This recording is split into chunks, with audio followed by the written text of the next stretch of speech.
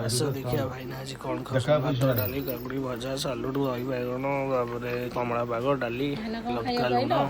ହଁ ଦୋକାନ ମধ্যେ ଆସିଲେ ଆଉ ଆଜି ସକାଳେ ଡେରି ହେଇଥିଲା ଜଳଖିଆ ଖାଇବାକୁ ଭାଇନାଙ୍କର ସେଥିପାଇଁ ଟିକେ ଲେଟ୍ ହେଲା। ଭାଇନା କହିଲେ ମୁଁ ଡେରିକି ଖାଇବି ଆଉ ଭାଇନା ସକାଳେ ଆଜି ଜଳଖିଆ ଖାଉ ଖାଉ ଡେରି ହେଇଥିଲା ଭାଇନା ସେଥିପାଇଁ ଲେଟ୍ରେ ଖାଇଲେ। ଆଉ କ'ଣ ହେଇଛି?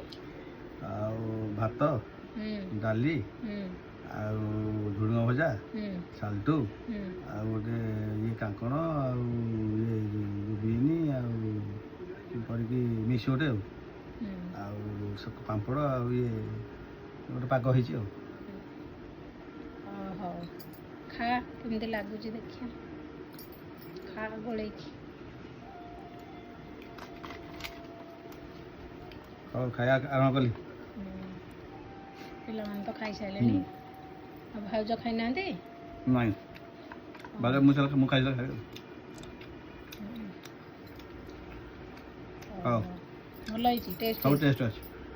ହଉ ଟେଷ୍ଟ ହେଇଛି? ହଉ ହଉ ଖାଇଦିଅ।